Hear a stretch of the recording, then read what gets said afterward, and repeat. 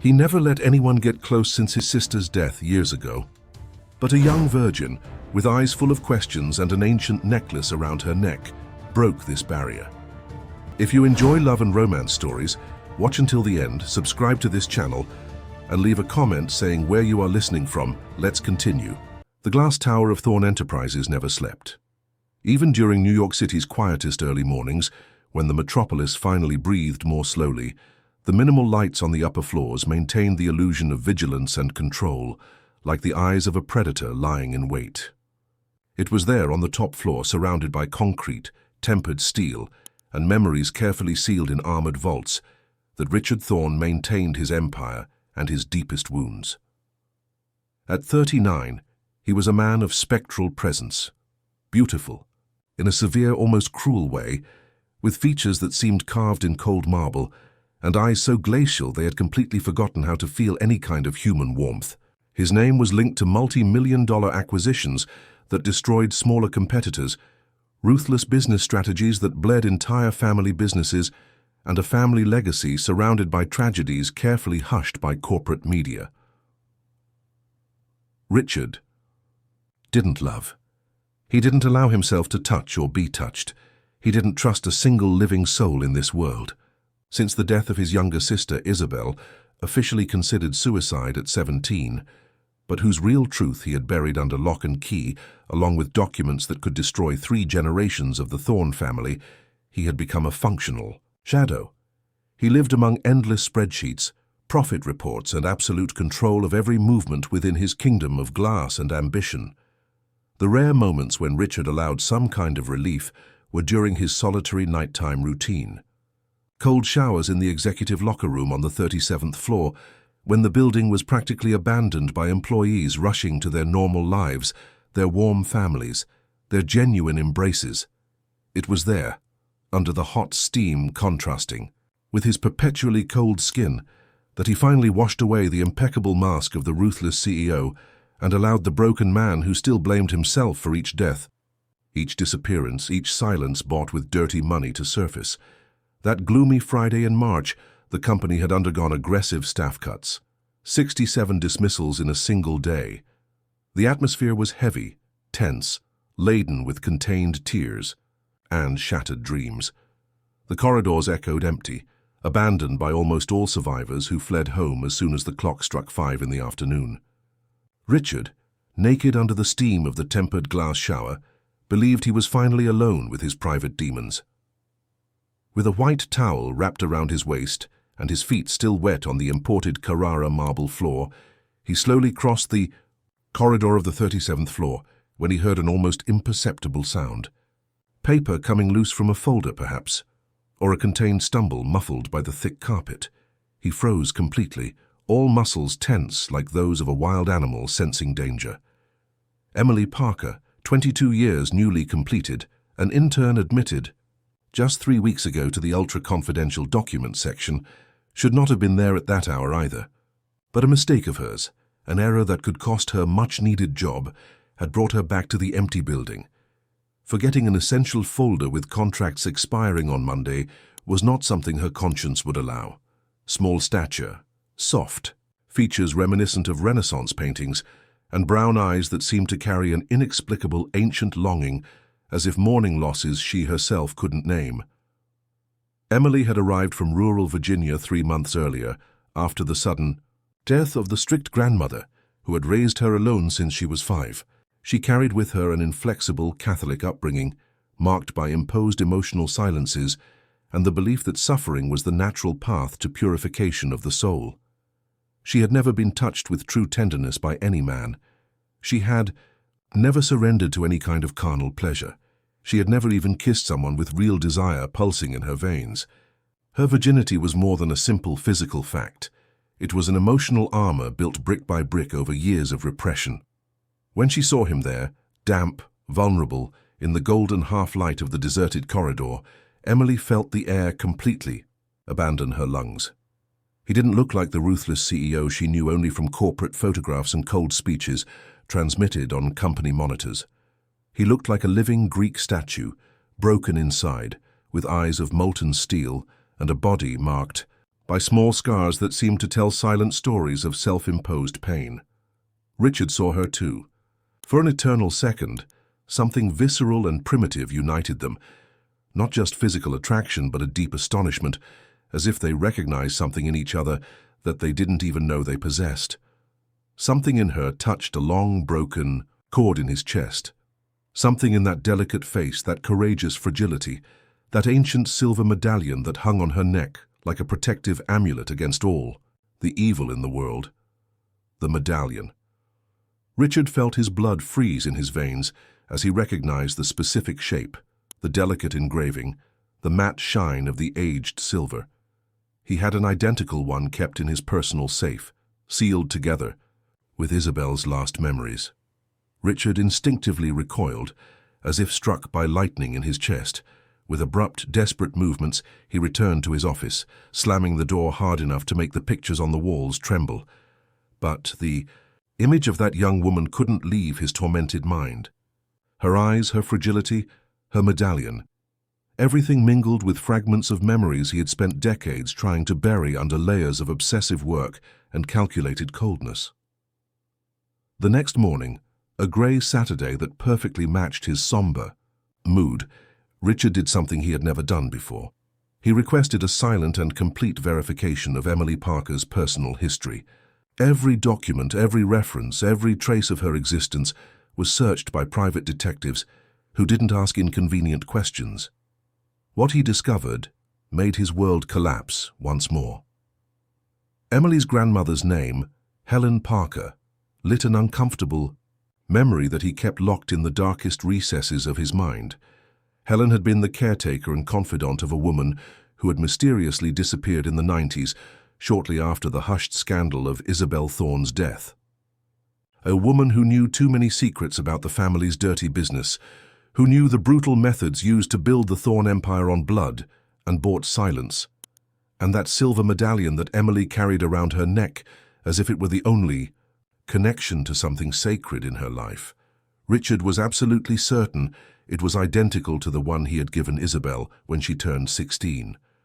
The last gift from an older brother before everything collapsed into tragedy and eternal guilt.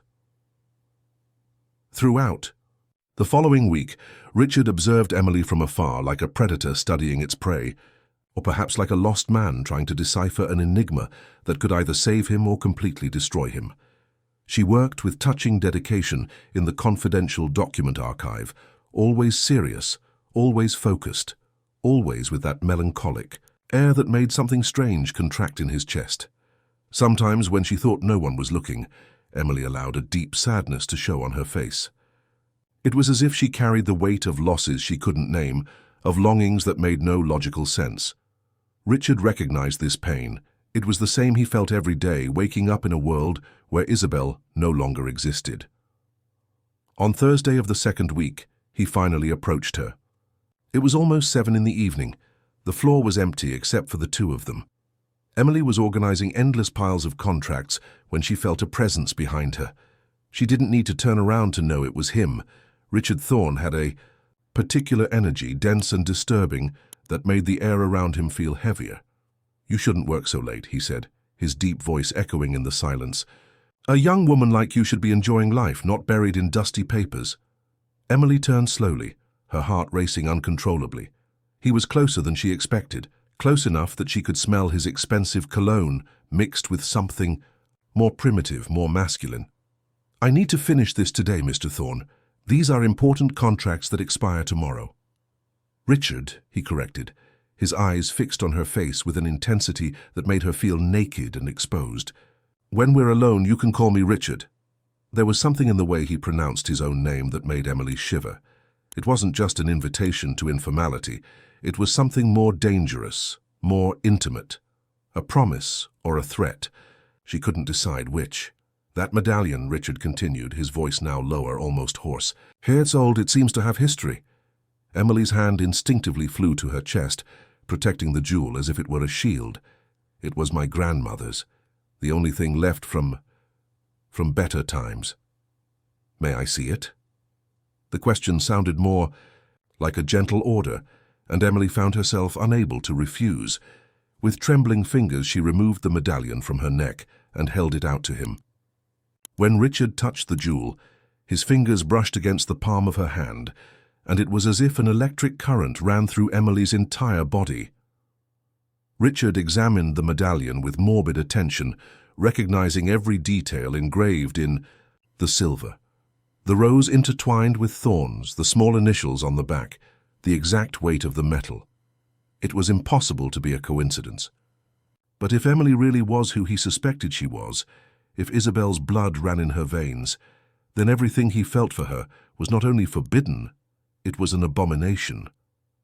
"Where did your grandmother get this?" he asked, reluctantly returning the medallion. "She never told me exactly," Emily murmured, fastening the chain around her neck again. "She only said it belonged to a very young woman who died too early, a woman she cared for in the last years of her life." Richard's world spun.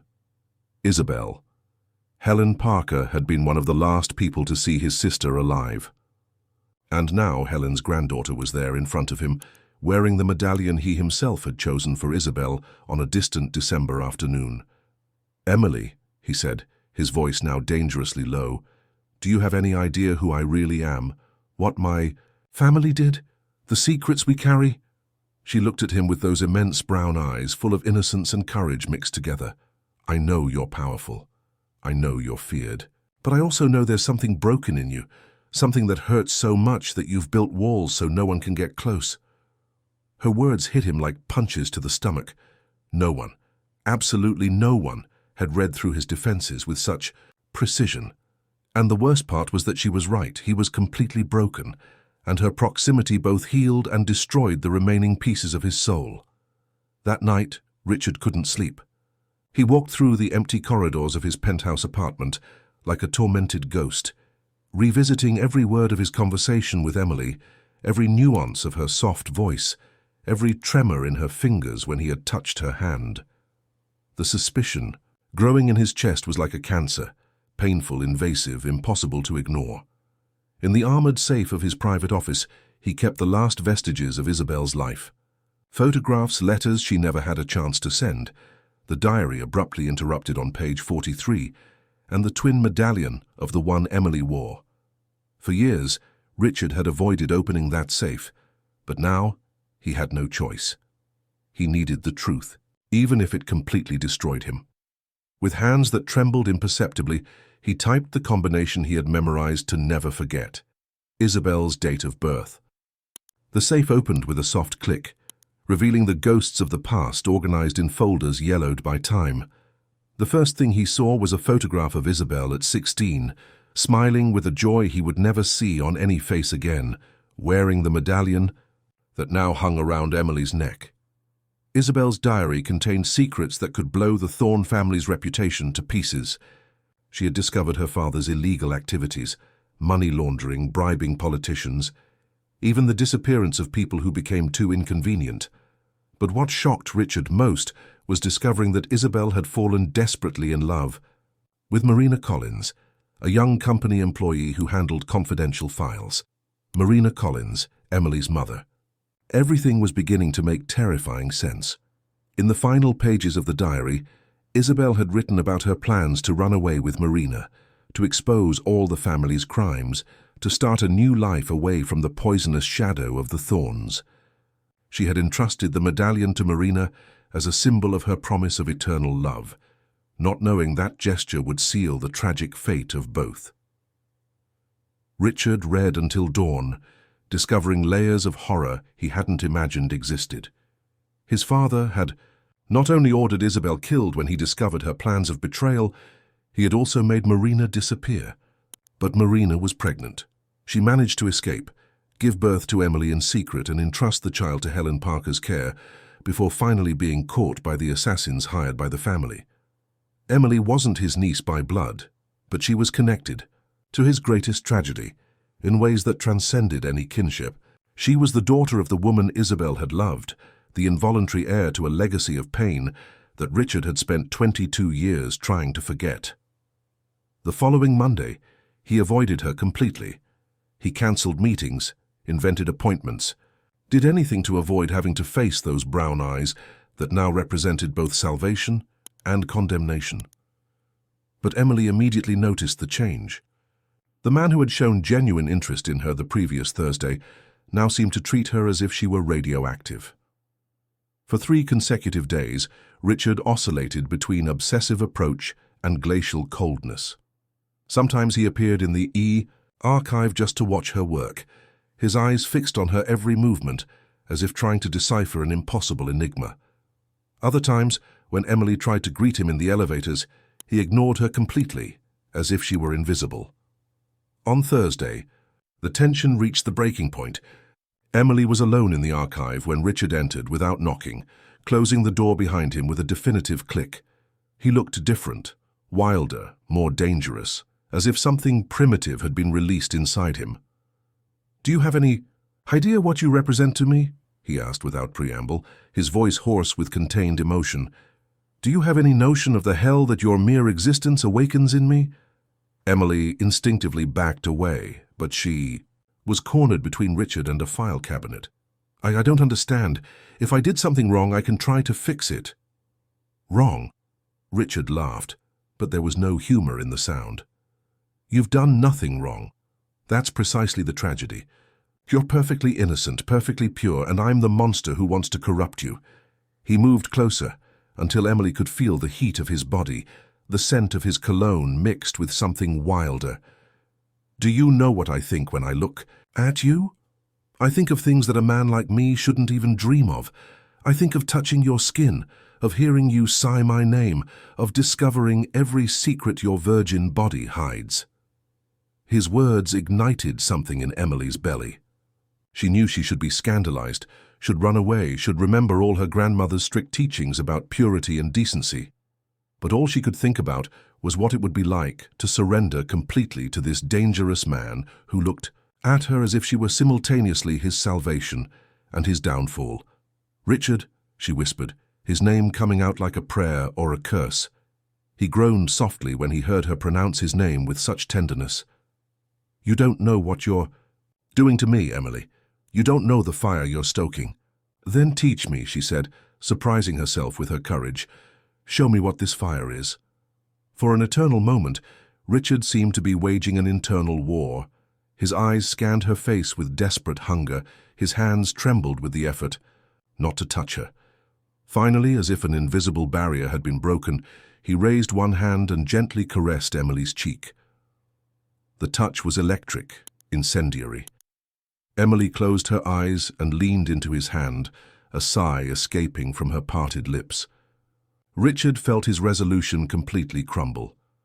"God forgive me," he murmured before capturing her lips in a kiss that was both gentle and desperate, reverent and hungry.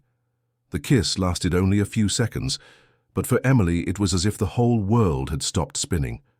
She had never felt anything like it, the desperate urgency of Richard's lips against hers, the way he held her as if she were the only real thing in a universe of illusions. When he pulled away abruptly, she felt a physical emptiness, as if part of her soul had been torn away. Richard backed away as if he had been burned, his eyes wild with horror and desire mixed together. "No," he said, more to himself than to her. "This can't happen. You don't understand. You can't understand." "Then explain it to me," Emily implored, reaching out toward him. "Richard, please tell me what's so terrible about feeling this thing we feel." But he had already turned and left the archive, leaving her alone with the taste of him still on her lips, and a whirlwind of emotions she couldn't name. Emily touched her own lips with trembling fingers, trying to understand what had just happened. Between them, the kiss had awakened something primitive inside her, a hunger she didn't know she possessed. During the following days, Richard became a ghost in the company corridors. Emily saw him fleetingly, always distant, always avoiding her gaze. When their presences became inevitable at departmental meetings, he treated her with a professional coldness that hurt more than any insult. It was during this period of confusion and pain that Emily met Julian Hart, the company's new organizational psychologist. He had been hired to improve the corporate climate after the aggressive staff cuts, but there was something in his calculated smiles that made Emily uncomfortable. Julian was attractive in a conventional way, perfectly groomed blonde hair, blue eyes that seemed sincere, elegant bearing that inspired immediate confidence. "You seem troubled lately," Julian said one Friday afternoon, approaching Emily's desk in the archive. "Sometimes it's useful to talk to someone neutral about what afflicts us." Emily looked up from the documents, trying to force a smile. "Just tired, Dr. Hart, nothing serious." "Julian, please, and I can tell it's more than fatigue." He sat in the chair next to her, subtly invading her personal space. "Working in a company like this can be how intimidating, especially when certain people in positions of power abuse their authority." Something in the way he said "certain people" made Emily shiver. "I don't know what you're talking about." "Richard Thorne has a reputation for being too intense with young female employees," Julian continued, his voice smooth as poisonous silk. "You wouldn't be the first to feel pressured by him. There are ways to handle situations like this, Emily. You don't have to face this alone." Emily felt her blood freeze. How did he know about what had happened between her and Richard? "Dr. Hart, I really need to get back to work." Of course. Julian stood up with a smile that didn't reach his eyes. "But my offer stands. Anything. You need any uncomfortable situation, you can count on me. I have experience dealing with corporate predators." After he left, Emily was restless for hours. There was something deeply wrong with Julian's approach, in the way he seemed to know intimate details about her life. But there was also a seed of doubt planted in her mind. What if Richard was indeed known for harassing female employees? What if she was just one more on a long list? That night, working late again to avoid returning to her small, empty apartment, Emily made a mistake that would change everything. Looking for a specific document in Richard's files, she discovered a secret drawer in his desk. Inside it, she found a small, golden key. Curiosity was stronger than prudence.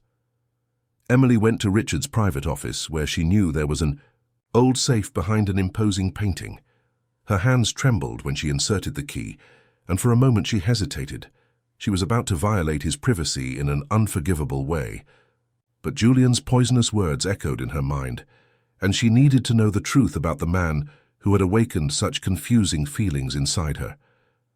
The safe opened, revealing treasures and horrors in equal proportions. Photographs of a beautiful, young woman who vaguely resembled Emily, love letters written in feminine handwriting, documents that seemed to report investigations into suspicious disappearances and deaths. And at the center of it all, as if it were the most precious piece of the collection, a medallion identical to the one she wore. Emily picked up the medallion with trembling hands, comparing it to her own. They were absolutely identical. Same weight, same engraving, same matte shine of the ancient silver. How was this possible? And who was the young woman in the photographs who smiled with such joy, wearing the twin medallion? That's when she found the diary. The yellowed pages told the story of Isabel Thorne, Richard's sister, and her forbidden love for Marina Collins. Emily read with growing horror about the escape plans, about the Thorne family's crimes, about the mysterious disappearance that had separated two twin souls forever. Marina Collins. The surname was highlighted on several pages, always accompanied by affectionate descriptions made by Isabel. "My Marina has eyes brown like golden honey," said one entry. "She is small and delicate, but has a brave heart that defies any tyranny. Marina is pregnant with our future, and I will do anything to protect her and the child she carries."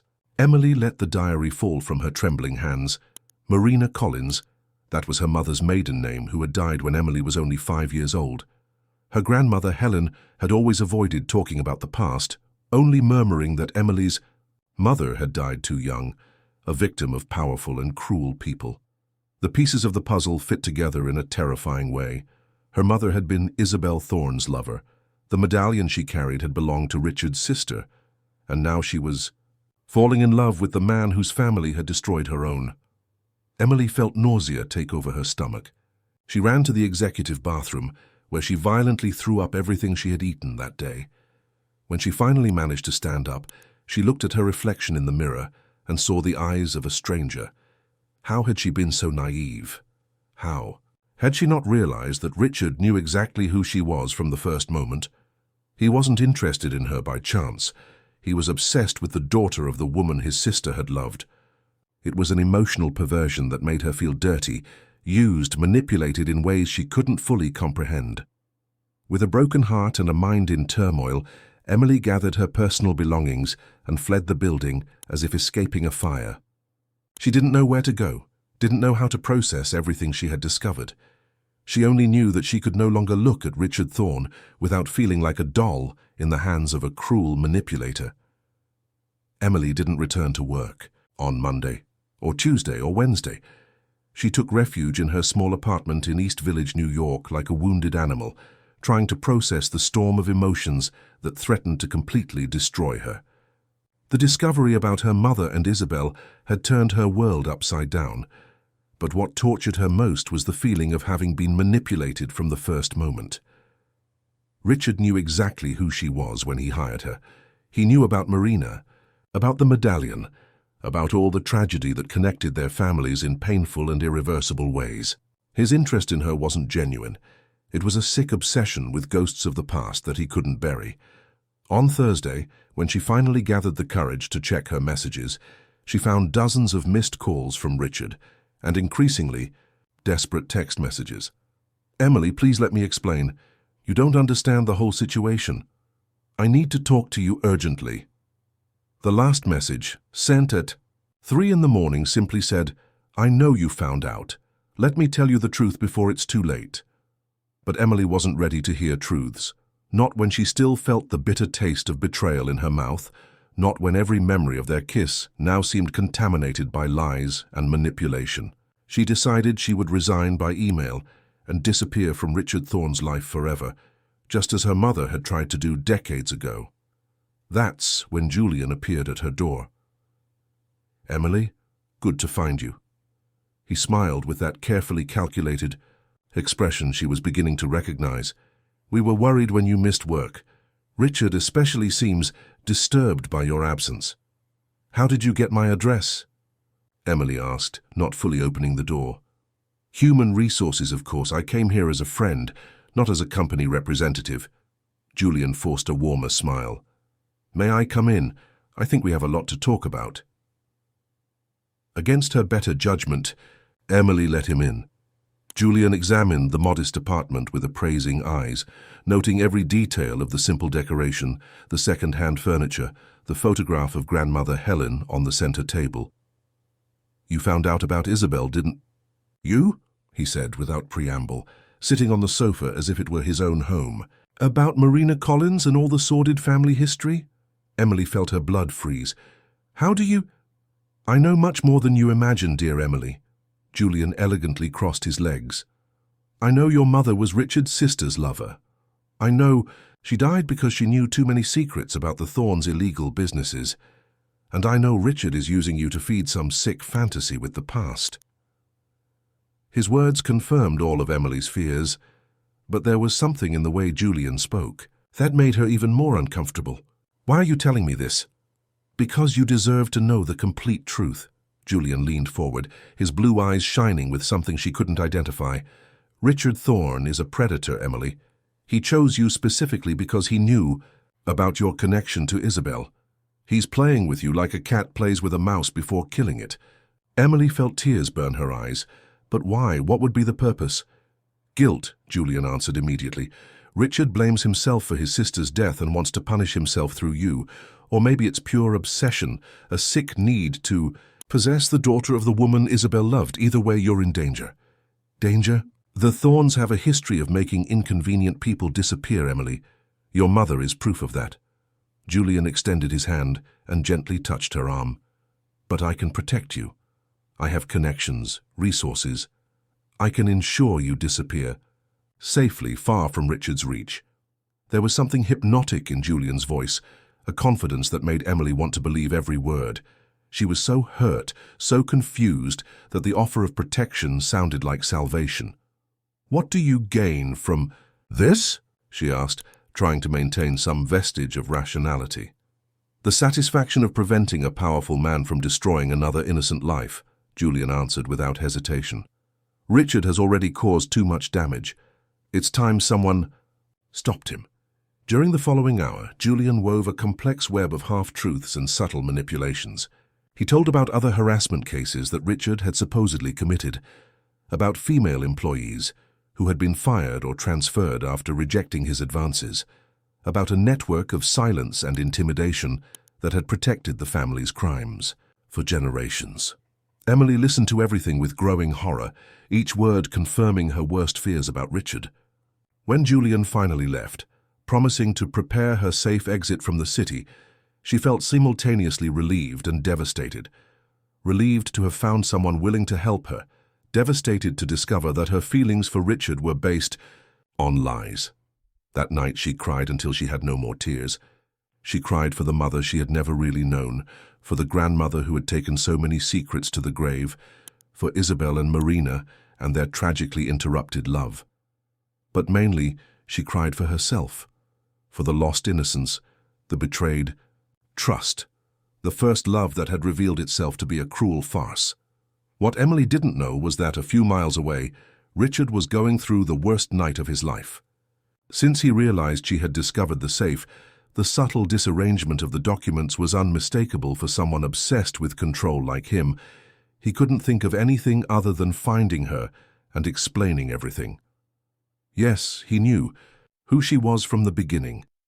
Yes, he had investigated every detail of her life even before hiring her, but what had started as morbid curiosity about Marina Collins' daughter had transformed into something much deeper and more frightening.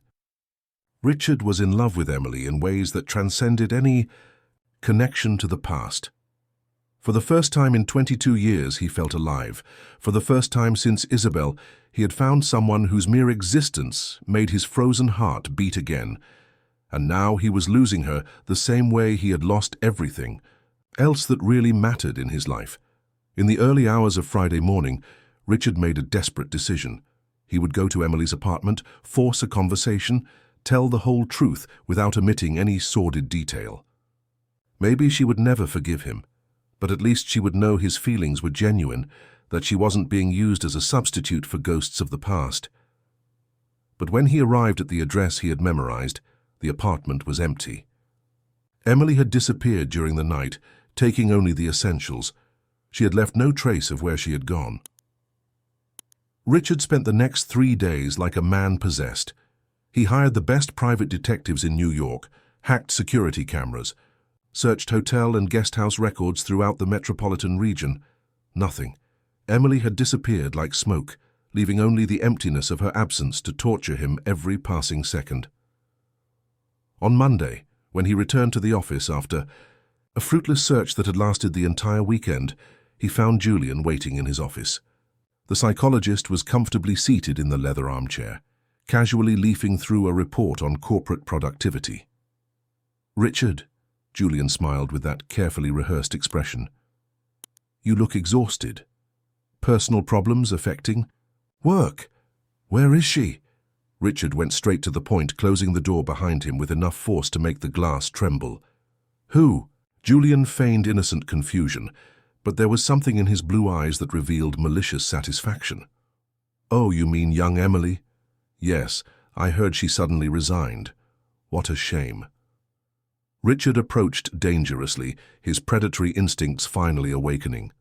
For decades, he had survived in the corporate world by developing the ability to detect lies and manipulations, but his obsession with Emily had clouded his judgment.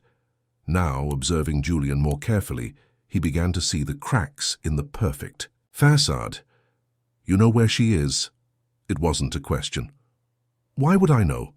Julian maintained the casual tone, but Richard noticed how his fingers contracted almost imperceptibly around the report. "I'm just a corporate psychologist, not a private investigator. You talked to her. I saw you together several times in the last few weeks." Richard sat behind the desk, deliberately assuming a position of power. "What did you tell her about me?" For the first time, Julian seemed slightly uncomfortable. "I offered professional support to an employee who seemed to be going through difficulties. It's my job to identify situations of harassment or abuse of power in the corporate environment." "Harassment?" Richard's voice lowered to a dangerous tone that made Julian reposition himself in the chair. "Are you accusing me of harassment?" "I'm not accusing anyone of anything," Julian replied quickly. "I just observed that Emily seemed disturbed after your interactions with her. As a mental health professional, it was my obligation to offer support." Richard studied Julian's face for long seconds, looking for signs of dishonesty. He found them in abundance: the excessive blinking, the almost imperceptible tension around the eyes, the way he avoided direct eye contact for more than a few seconds. "How long have you known me, Julian?" Richard suddenly asked, changing tactics. "Since I was hired, of course. Why?" "Because I have the impression that our history is longer than it appears." Richard opened a drawer and removed a thick folder. "I had your background investigated after Emily disappeared. I discovered interesting things." Julian's face paled slightly, but he maintained his composure. "I don't know what you're talking about." Dr. Julian Hart graduated in psychology from the University of Chicago, specialization in psychological manipulation and family trauma. Richard read directly from the folder. "Worked for 5 years for Hart & Associates, a company specializing in corporate reputation cleaning, coincidentally the same company my father hired in the 90s to handle certain delicate situations." The silence that followed was charged with electrical tension. Julian didn't immediately respond, but Richard could see the gears turning in his mind, calculating responses and exits. "Your father was also among Hart & Associates' clients," Richard continued inexorably. "Henry Hart, specialist in making problematic people disappear without a trace, people like Marina Collins." Finally, Julian abandoned the mask of the benevolent psychologist. His smile became cold, predatory, revealing the true nature that had been hidden under layers of calculated charm. "Well investigated, Richard. Yes, my father worked for yours in the 90s, and yes, Marina Collins was one of his cases." Julian leaned back in the chair, now completely relaxed. "But not as you imagine." "Explain." "Marina didn't die when you think she died. My father kept her alive for years, using her as an informant. About resistance movements trying to expose the Thorne family's crimes." Julian smiled coldly. "She was only eliminated when Emily turned 18, and we no longer needed her as emotional leverage." Richard felt his blood freeze in his veins. "You're lying." "Marina lived in captivity for 17 years, nurturing hopes of one day reuniting with the daughter she had been forced to abandon. My father made a point of keeping her informed about every milestone in Emily's life. First day of school, graduation, first job."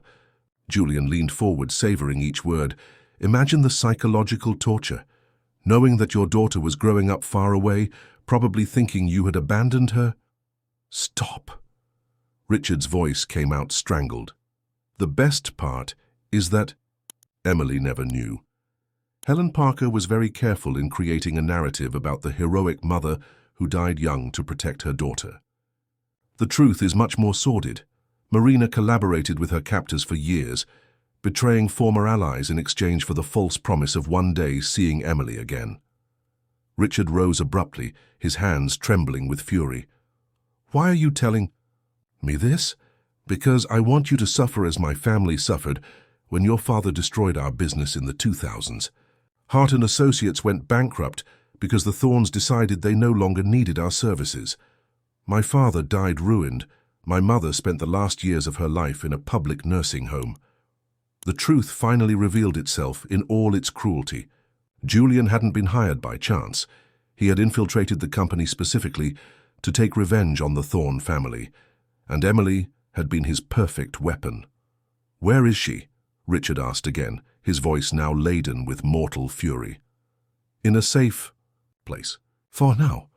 Julian stood up, smoothing his impeccably cut suit. "Emily believes she fled from you by her own choice. She has no idea she's being kept exactly where I want her to be.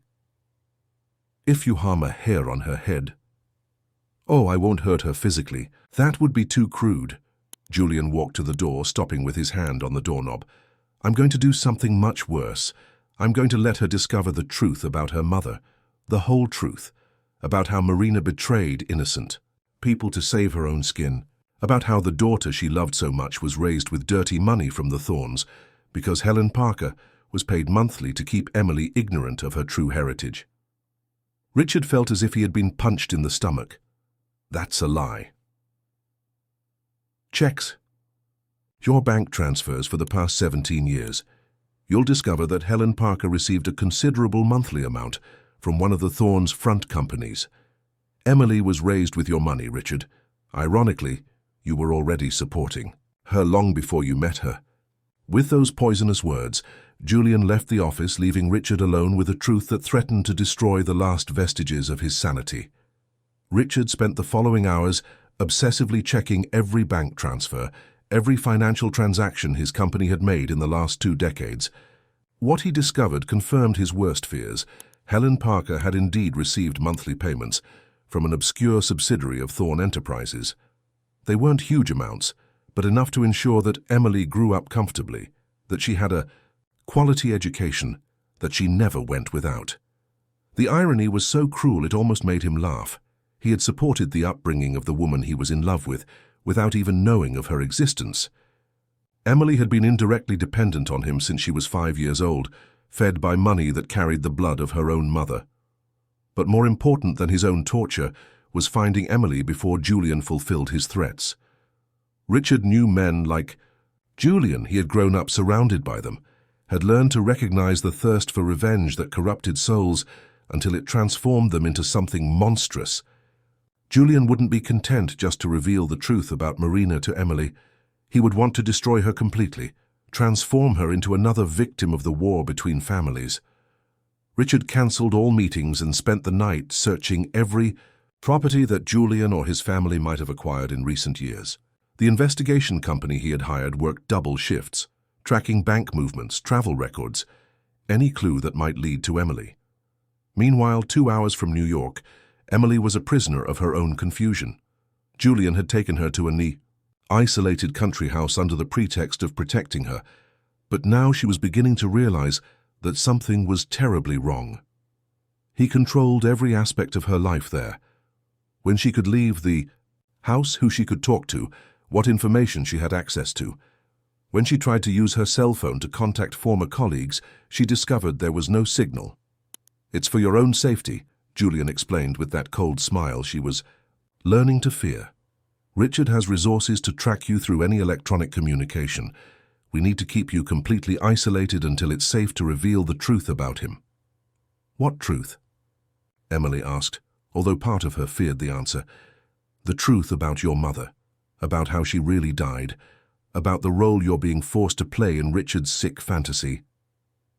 Julian sat next to her on the rustic sofa, invading her personal space in a way that made her deeply uncomfortable.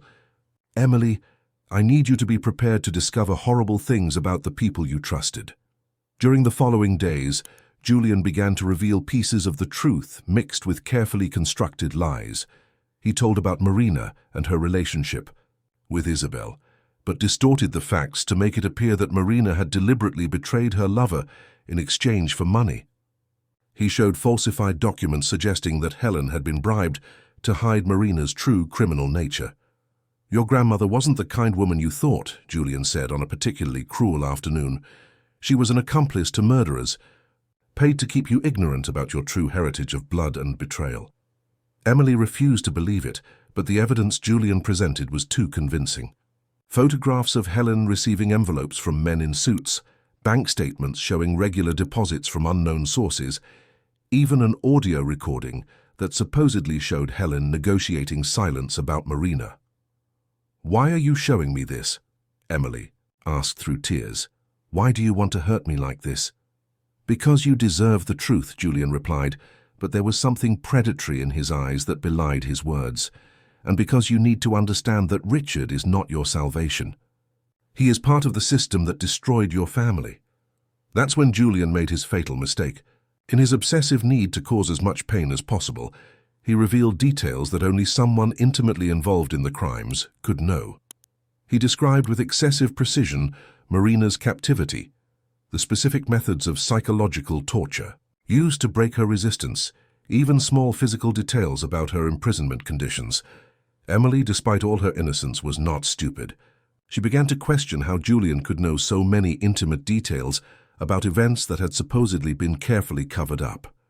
When pressed, he claimed to have access to confidential files through his professional contacts, but his explanations sounded increasingly empty. On the fourth night of her disguised captivity, Emily made a discovery that changed everything. Looking for something to read, Julian had severely limited her access to books and magazines. She found a hidden folder in the house's office. Inside it were photographs, documents, and correspondence that revealed the true identity of her protector. Julian wasn't just a psychologist seeking justice. He was the son of Henry Hart, the man responsible for keeping Marina in captivity for 17 years. The photographs showed Julian as a teenager, visiting facilities where political prisoners were kept, learning the methods of psychological torture that his father had perfected over decades. A particularly damning letter, written by Julian's own hand, detailed his plans for revenge against the Thorne family. "Richard needs to experience the same loss that his father inflicted on us," said one passage, "and Marina's daughter will be the perfect instrument for his destruction. She will make him fall in love, and then I will watch him destroy the only good thing left in his miserable life." Emily felt nausea take over her stomach. She wasn't just a victim, she was a weapon. Julian had orchestrated her entire relationship with Richard from the beginning, manipulating both of them like pieces in a game of revenge that transcended generations. But the most devastating revelation was on the last page of the folder. A recent photograph of Marina Collins alive in a private medical facility. The date on the stamp was just 6 months ago. Her mother was alive. Emily let the folder fall with trembling hands, finally understanding the complete extent of the manipulation she had been victim to. Marina hadn't died when she was 5 years old. She was being kept somewhere, probably drugged and controlled, as a final card in Julian's perverse game. That night, Emily made the bravest decision of her life. She would escape from the country house, return to New York, and confront both Julian and Richard with the complete truth. She would no longer be a pawn in anyone's game. She would be the author of her own destiny, even if it meant facing horrors she would prefer never to have known. But escaping wouldn't be easy. Julian had become increasingly possessive and controlling, and Emily suspected he was preparing something even more sinister. She would have only one chance, and it needed to be perfect. A failure would mean not only her own destruction, but also the forever lost opportunity to save Marina and discover if her feelings for Richard had any real foundation beyond manipulation and lies. Emily waited until 3 in the morning to execute her escape plan. For 3 consecutive nights, she had meticulously observed Julian's patterns. He took a heavy cocktail of sleeping medications and wouldn't wake before 7. The country house had only one guarded entrance with cameras, but she had discovered a second-floor bathroom window that led to a low roof. It was risky, but it was her only chance. With feline-like silent movements, Emily gathered the most important documents from Julian's folder, including the photograph of Marina and the address of the medical facility where her mother was being kept. She stored everything in a small backpack, along with the few clothes she had brought and the medallion she never took off her neck. The descent from the roof was terrifying. Emily had never done anything remotely like this, but desperation gave her courage she didn't know she possessed. When she finally touched the ground, her knees almost gave way with relief. But she couldn't stop. She needed to reach the main road before Julian discovered her absence. She walked for more than 2 hours in the cold darkness of early morning, following a dirt path that she hoped would lead to the highway.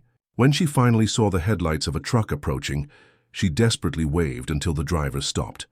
He was a middle-aged man transporting vegetables to the New York market. Emily invented a story about missing the last bus, and he, compassionate, offered a ride to the city. During the journey, Emily used the truck driver's phone to make 2 crucial calls. The first was to Richard. He answered on the first ring as if he had been waiting for her call for days. "Emily? My God, where are you? Are you hurt?" His voice was laden with an anguish that sounded too genuine to be feigned. "Richard, I need to see you. I discovered things about Julian, about my mother. I need to know if you knew everything from the beginning. Emily struggled to keep her voice steady. "But I can't come to your office. Julian has contacts there." "Where do you want to meet?" Emily thought quickly. "At the New York Public Library main branch at 10 in the morning, and Richard, come alone?" The second call was to the FBI. Emily reported what she had discovered about Julian and provided the address of the facility where Marina was being kept. She didn't know if they would believe her, but it was her only chance to save her mother before Julian realized her escape and moved Marina elsewhere. At 9:30 in the morning, Emily was sitting at an isolated table in the back of the library, too nervous to pretend she was reading the book open in front of her. When she saw Richard approach, her heart raced in ways that completely confused her. Even knowing all the lies, all the manipulations, she still felt something deep and disturbing for that man. Richard looked like he had aged years in a matter of days. There were dark circles under his eyes. His beard was unshaven, and his clothes, normally impeccable, were wrinkled as if he had slept in them. When their eyes met, Emily saw something she never expected to see in Richard Thorne's eyes: absolute vulnerability. "Are you okay?" were his first words, without any social preamble.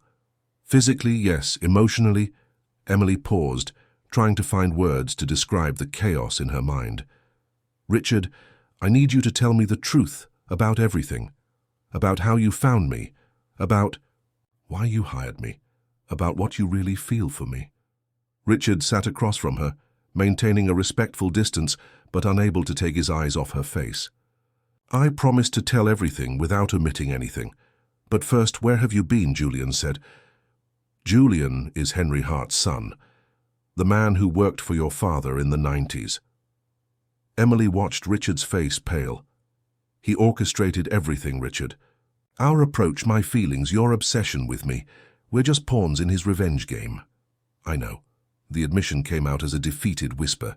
"I found out last night. My investigators finally managed to trace his connections. And my mother is alive." Richard closed his eyes as if he had received a physical blow. "Emily, did you know?" Her voice was laden with pain and hope in equal proportions. "I suspected. In the last 48 hours, I began to question everything I thought I knew about her death." Richard opened his eyes and faced her directly. "But I swear, by everything sacred, I didn't know Marina was alive when we met. I only discovered it yesterday." Emily studied his face, looking for signs of deception. She found only exhaustion and a brutal honesty that touched her deeply. "Now tell me about how you found me," she said. "From the beginning." Richard took a deep breath and began to relate everything. How he had investigated her past after their first encounter. How the medallion had awakened memories of Isabel. How the initial curiosity had transformed into something deeper. "Yes, I knew who you were when I hired you," he admitted. "But Emily, you need to understand, in the beginning it was just morbid curiosity. I wanted to understand the daughter of the woman Isabel had loved. I didn't expect—" He hesitated, as if the next words were the most difficult of his life. "I didn't expect to fall in love with you." "How can I believe that?" Emily whispered. "How can I know if it's real or just another layer of manipulation?" Richard extended his hand across the table, stopping inches from hers without touching it. "Because I'm willing to destroy everything I've built to prove it. Last night, I prepared documents to publicly expose all my family's crimes. 3 generations of corruption, murders, disappearances, everything." Emily looked at him in shock. "That would destroy your company, your reputation, your life. And it would save you. Save your mother. And maybe, if I'm very lucky, give me a chance to prove that what I feel for you transcends any connection to the past." Richard finally touched her hand, a soft and hesitant touch. "Emily, I love you. Not as a substitute for ghosts, not as penance for ancient sins. I love you, your strength, your kindness, the way you made me feel alive again." Tears ran down Emily's face. Part of her desperately wanted to believe, while another part was terrified of being manipulated once more. "Prove it," she finally said. "If you really love me, help me save my mother, and then face the consequences of exposing your family, even if it means losing everything." Richard gently squeezed her hand. "I've already called my contacts at the FBI. An operation to rescue Marina is being prepared right now. And as for the documents about my family," he removed a folder from his coat. "They're here, ready to be delivered to the press as soon as Marina is safe." Emily looked at the folder, then at Richard's face, and finally made the decision that would define the rest of her life. "Then let's finish this together." The rescue operation happened the next morning at dawn. Emily insisted on accompanying the FBI team, even against all security protocols. Richard used his influence to ensure she could be present at the moment they found Marina, if she was still alive after so many years of captivity. The medical facility was disguised as a private rehabilitation clinic for drug addicts, 2 hours from New York. From the outside, it looked completely legitimate. Well-kept gardens, modern facade, discreet signs advertising specialized treatments. But the documents Emily had found revealed the sinister truth behind the operation. When the police raided the building at 5 in the morning, they found much more than they expected. Besides Marina, there were 7 other people being kept, there against their will. Informants, witnesses, even some relatives of people who had become inconvenient for certain criminal organizations. It was a human warehouse, where lives were stored as bargaining chips for future blackmail. Emily followed the officers down the antiseptic corridor, her heart beating so hard she feared she might faint at any moment.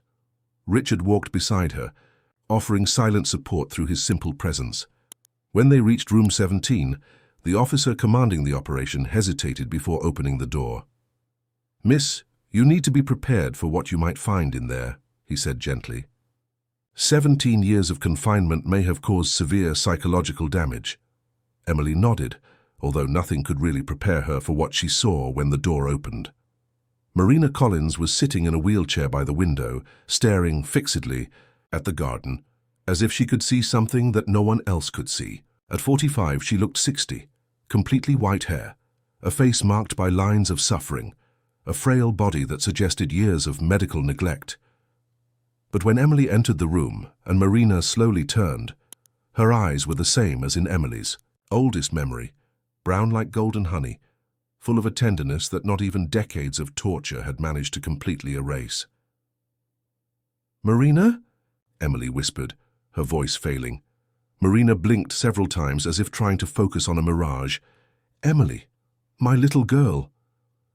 The two women looked at each other for an eternal moment before Emily ran to embrace her mother for the first time in 17 years. Marina cried like a child, repeating her daughter's name like a prayer, while Emily felt broken pieces of her soul finally beginning to heal. "I knew you would. Come," Marina murmured against Emily's hair. "Every day I knew that one day you would find me."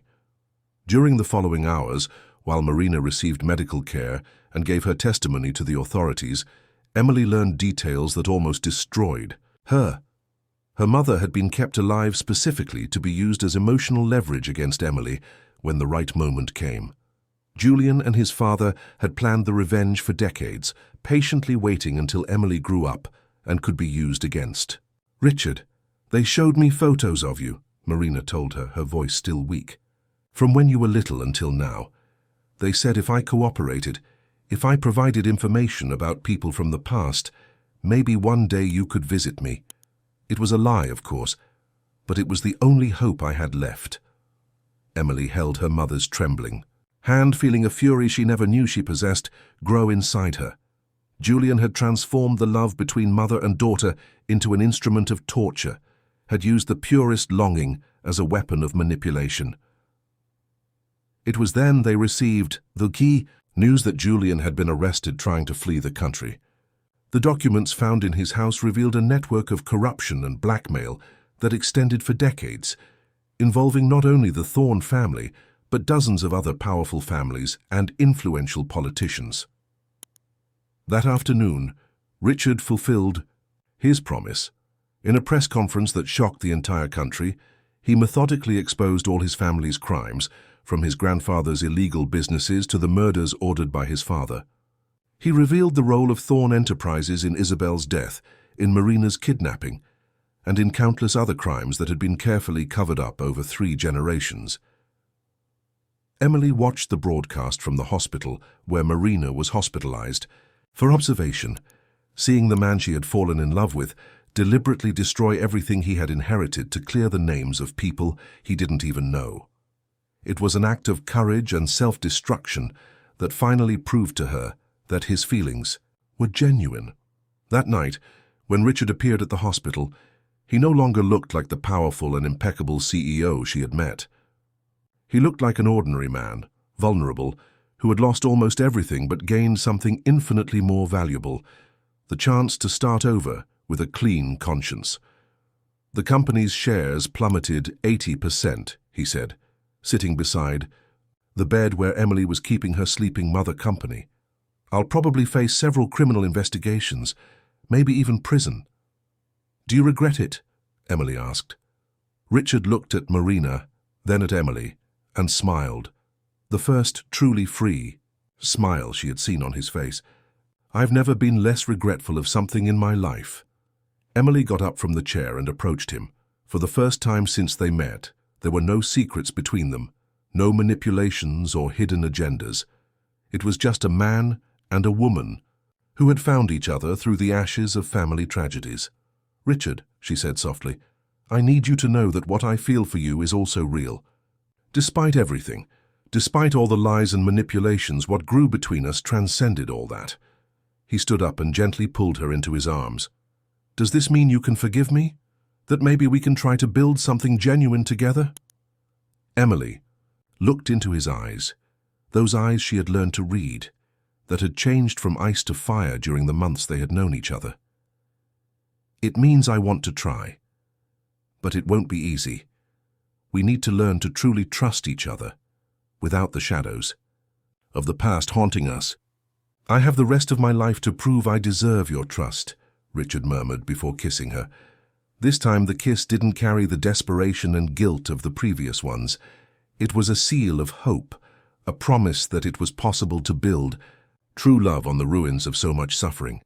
6 months later, Emily walked through the small bookstore she had opened with part of the money Richard had recovered from the family's confiscated assets. It was a cozy space in Brooklyn, with shelves of reclaimed wood, comfortable armchairs scattered between the aisles, and the constant aroma of fresh coffee served to readers who took refuge there from the urban chaos of New York. Marina had recovered, surprisingly well considering the years of captivity. Intensive therapy and Emily's unconditional love had worked miracles on her mental health. She now lived in a small but bright apartment a few blocks from the bookstore, where she spent her days helping Emily with customers and rediscovering simple pleasures she had forgotten existed. That corner table ordered another coffee, Marina said, approaching Emily with a smile that became more genuine with each passing day. And the gentleman with glasses wants to know if we have any more titles on contemporary history. Emily smiled, watching her mother interact naturally with customers. Marina had found peace in that simple environment, where she could be useful without pressures or threats. The scars from the years of captivity were still there, probably always would be, but they had lost the power to completely define her. The doorbell chimed softly, and Emily looked up to see Richard entering. He too had changed a lot in the past months. Without the expensive suits and the imperative CEO pose, he seemed younger, more human. He wore worn jeans and a simple cotton shirt, and his hair was slightly disheveled by the March wind. How was the hearing? Emily asked, serving him a cup of the coffee he had learned to appreciate. Better than expected, Richard replied, accepting the drink with a grateful smile. The judge considered my cooperation with the investigations as a mitigating factor. I'll probably serve only 6 months of house arrest instead of the 2 years we were fearing. Emily felt deep relief invade her chest. For months they had lived with uncertainty about Richard's future, knowing that his decision to expose the family crimes would have inevitable legal consequences. But 6 months was something they could handle. And the rest of those involved? Asked Marina, joining the conversation. Julian was sentenced to 15 years. Several of the network's collaborators also received heavy sentences. Richard paused, looking through the bookstore windows to the busy street. It's strange to say this, but I feel like I can finally breathe. For the first time in my life, I don't carry secrets that could destroy other people. During the months of investigations and trials, Emily and Richard had slowly built an intimacy based on absolute honesty. He visited her every day at the bookstore, helped with practical tasks, conversed at length with Marina about the past that both had lost. There was no rush or pressure between them, just the natural growth of a love that could finally flourish without the shadows of the past. That night, after Marina went home and the last customers left the bookstore, Emily and Richard found themselves alone among the silent shelves. There was something different in the air, a tension that had nothing to do with conflict or fear. "Emily," Richard said softly, approaching her, "I need to tell you something." She looked into his eyes. Seeing there a vulnerability she had learned to recognize and value. "What is it?" "In these months, living without lies for the first time in my life, I discovered who I really am when I'm not pretending to be someone else." He took her hands in his. "And the person I am loves you in ways I didn't know were possible. Not because of the past, not out of guilt or obsession, but because you are the bravest, most genuine, most incredible woman I've ever met." Emily felt tears burn her eyes. "Richard, I know we're still truly getting to know each other. I know you have every right to want time to be sure of your feelings." He hesitated, as if the next words were the most important of his life. "But when I get out of house arrest, when all this legal confusion is resolved, I'd like to know if you would give me the privilege of spending the rest of my life proving that I deserve your love." Emily looked at him for a long moment, seeing not the powerful CEO she had met, nor the broken man who had discovered his secrets, but simply Richard, vulnerable, honest, completely surrendered to the hope that she could love him as he loved. "Hers, you don't need to prove anything," she finally said. "You already have. When you destroyed everything you built to save my mother, when you chose the truth even knowing it would cost you dearly, when you decided to be vulnerable instead of powerful." She moved closer to him, placing her hands on his face. "I love you, Richard. I love the man you've become when you finally stopped carrying your family's sins. I love the kindness you hid for so long. I love the way you look at my mother, as if she were precious, not because of the past, but because she's important to me." When he kissed her this time, it was with a tenderness that transcended all the passion and desperation they had shared before. It was the kiss of two adults who had gone through hell together and emerged on the other side stronger, wiser, more capable of genuine love. "So it's a yes?" Richard murmured against her lips. "It's a yes to trying. It's a yes to building something real together. It's a yes to the future, whatever form it takes." Emily smiled, feeling a peace she hadn't experienced since childhood. "But you'll have to get used to the simple life. No glass towers or corporate empires." Richard laughed, a genuinely happy sound she had rarely heard. "Emily, I discovered I'm happier in this bookstore having coffee with you and your mother than I ever was in all those boardrooms." 2 years later, on a sunny autumn afternoon, Emily and Richard were married in a simple ceremony in the garden behind the bookstore. Marina cried with joy seeing her daughter radiant with genuine happiness, wearing the simple dress they had chosen together. Richard, elegant in a discreet but perfectly fitted suit, couldn't stop smiling. Among the guests were regular customers of the bookstore who had become a chosen family. Some former employees of Thorne Enterprises, whom Richard had helped find new jobs, and even some of the federal investigators who had become friends during the long process of justice. The judge who conducted the ceremony was the same one who had presided over Richard's trial. "I rarely see such a complete transformation in a person," he said during the blessing. "You have proven that it is possible to build true love on the ashes of tragedy."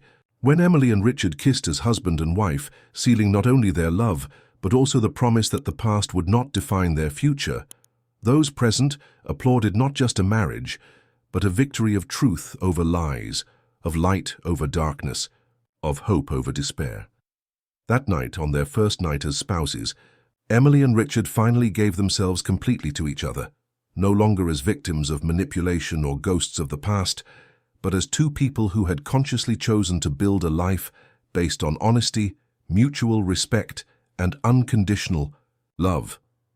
And when Emily fell asleep in Richard's arms, still wearing the medallion that had caused so much suffering but had also united them, she dreamed not of past